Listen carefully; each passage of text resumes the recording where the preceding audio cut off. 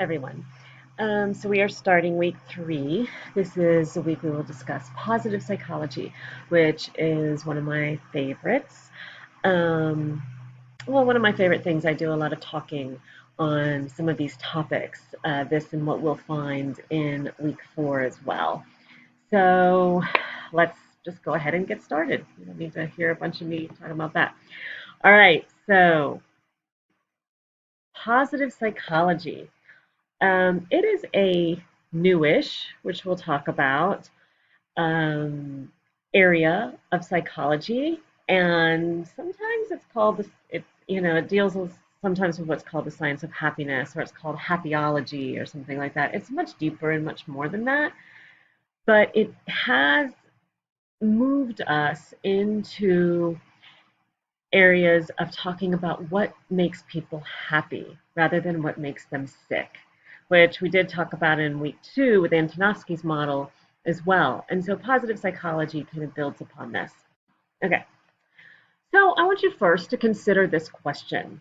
If you're in this class and you do seek to manage or reduce your experience of stress or help others seek to manage or reduce their experience of stress, I think it's valuable to ask yourself, what do you want instead?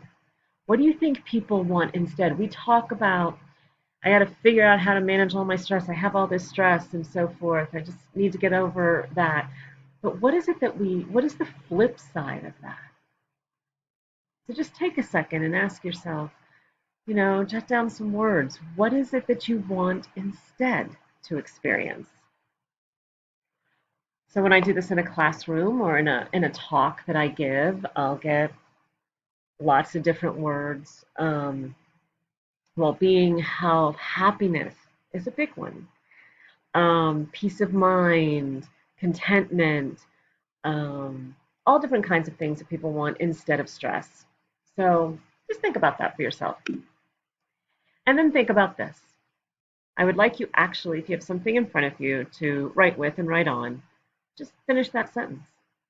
A happy life is a blank life.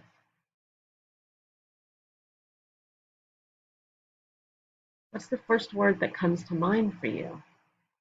Again, I get all kinds of things. A content life, an adventurous life, a successful life, a peaceful life, an exciting life, all different kinds of things that students will say. And as we start to talk about what is well-being, what is happiness, what is all this stuff, as we talk about this, it's good to first know kind of how you define that and what that looks like for you. But we are going to talk about how it has appeared in history and in psychology and philosophy and all those kinds of things, just a little bit.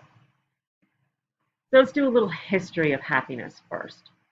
2,500 years ago, in Hebrews, and then later some Christian philosophers and so forth had it was called, it wasn't really happiness, it wasn't really talking about what makes people feel good, but there was something called the divine command theory, and it equated a good life with an ethical, moral life.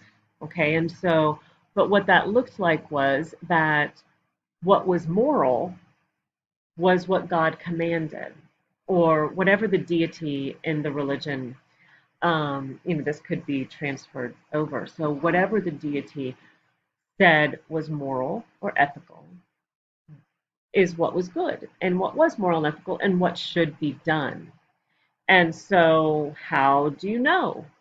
Well, God would tell you, or tell someone and let you know, and then that would be what the moral life was, and that's what you were to do. And this was the question, much more than what makes you happy or what makes you feel good, right? It was really about what a good life is, much, much before we got around to a happy life.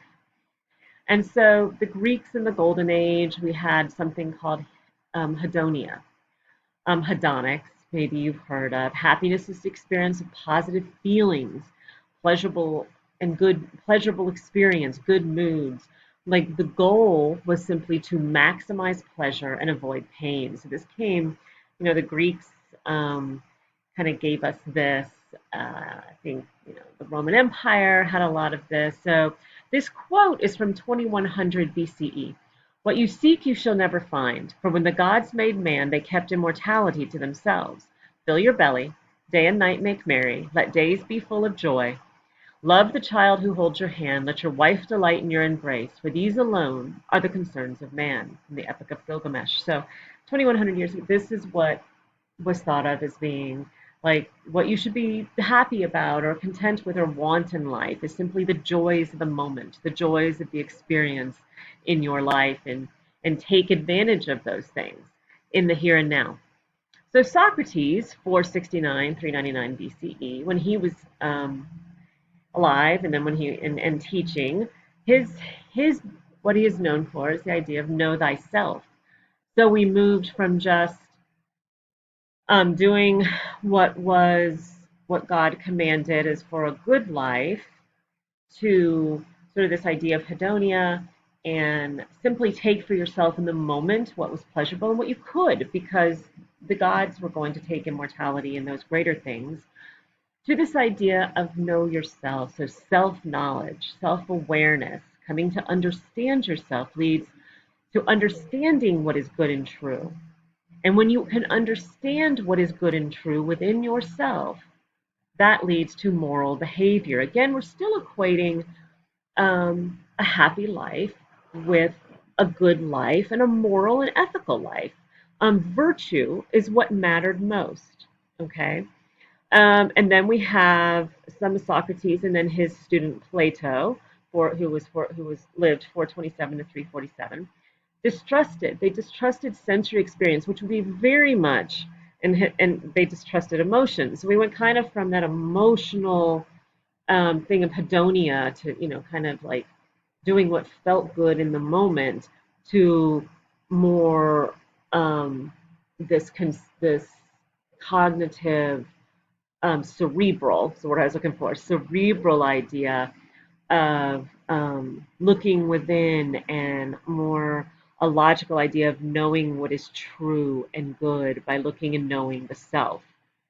Plato defined happiness as the love of good and beautiful things. But there was some sort of objective knowledge to what was good and beautiful that you could find by looking within. Um, Aristotle, 384 to 322, now a student of Plato, so we had Socrates and Plato, now Aristotle, that believed in the golden mean, or that happiness was a balance between extremes. You don't have hedonia, where you're just kind of reveling in pleasure, and you're not completely without joy either, right? These two extremes, but a balance, moderation. We kind of get that old idea of moderation. And Aristotle gave us something we still discuss today as kind of the opposite of hedonia, but as eudaimonia. Now, eu meaning again good, daimon being the true nature, true self, or happiness found through a life of meaning, growth, excellence, virtue, and self-knowledge. So this is still debated somewhat among people about what truly brings us happiness, and I would think Aristotle had something with the golden mean, that some of all of this brings us some joy. But this idea, we finally came to this idea of eudaimonia, but Hedonia was much older. So more recently, in the 20th century, so I want to talk a little bit about psychology and what happened in psychology. We had in the West especially, behaviorism ruled in the 19th century. I'm sorry, in the 20th century. We're not going back too far here. But the 20th century, behaviorism was our psychological ruler. Behaviorism was very much about how we build habits of behavior based on reinforcement from external sources. If we get punished or rewarded, that will either decrease or increase behaviors and how we interpret that punishment and reward. And so John Watson was the father of behaviorism. We had and so like even in parenting, that included you don't hold kids too much, you'll spoil them, and kind of a dispassion passionate kind of psychology, not very emotional. Um, and so then we did in about the mid-century, especially in the 50s, there began to be more research on attachment theory and looking for how to, and it came from like raising children and what impacted children and human beings in terms of relationship and attachments and so forth. We started to shift a little bit. We in the 60s and 70s, we certainly came to humanism, and also cognitive theory came into place with Piaget. We got humanism with Maslow and Rogers, and things became a little. And of course, the 60s and 70s we know is that kind of time for we kind of moved back to hedonia in a lot of ways, pleasure and really filling ourselves with what felt good, and also a bit of know thyself. We got a lot of the with cognitive theory and with some humanism. We got more of the how do we come to appreciate who we are and grow as people. Our this is what we can give credit for the whole like self-help section of the bookstores in psychology in the 60s and 70s. And then in the 90s, we had the decade of the brain. Our government gave a lot more money to research of the brain, and we learned a great deal more. And what I think really interesting is along with that came something called affective neuroscience. As neuroscience grew, so did interest in how the brain and emotions work together. So then we almost get like this blending of eudaimonia and hedonia in terms of kind of logic and knowledge and intellect and so forth, as well as emotional experience and how the brain and emotions work together and what they look like with each other. And so we have grown in our understanding of the brain just uh, exponentially since the 1990s. And something called emotional intelligence came into the rhetoric at that time too, and as I said, affective neuroscience. So all of this has been kind of leaning in different directions. And so since then, we have social psychologists study altruism, sociologists study happiness, counselors talk about personality traits, and psychiatrists study coping mechanisms, emotional intelligence, health, volunteerism, flow, creativity. And so all of personal um, this personal reservoir of who we are and meaning and knowledge and awareness has grown up. And so then we have Martin Seligman, who's that gentleman right there that you see a picture of, if you don't just see me, hopefully. He was a past president of the APA. And in the 1990s, again, we're in those 1990s, he took all of these disciplines and all of this growing knowledge and he did in everything we could see from that movement from behaviorism into the birth of cognitive, well, the growing of cognitive and humanism and so forth, and the blending of all of these things.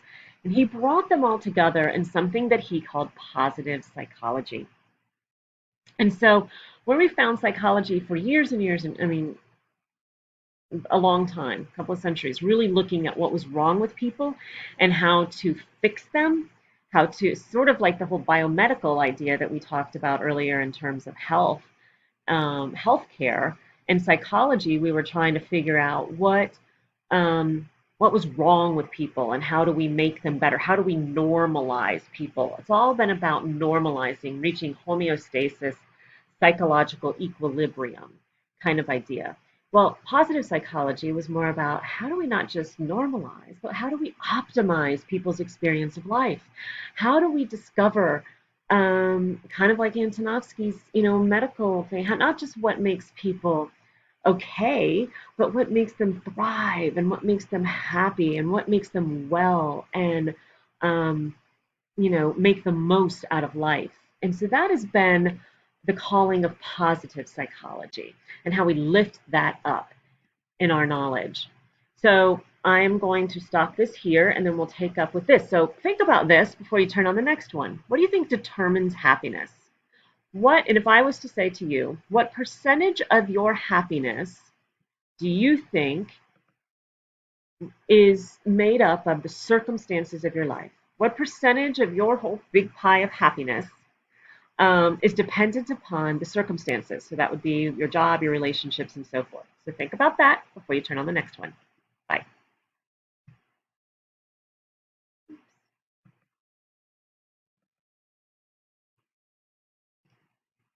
Turn it off. I'm trying to figure out what I've done here.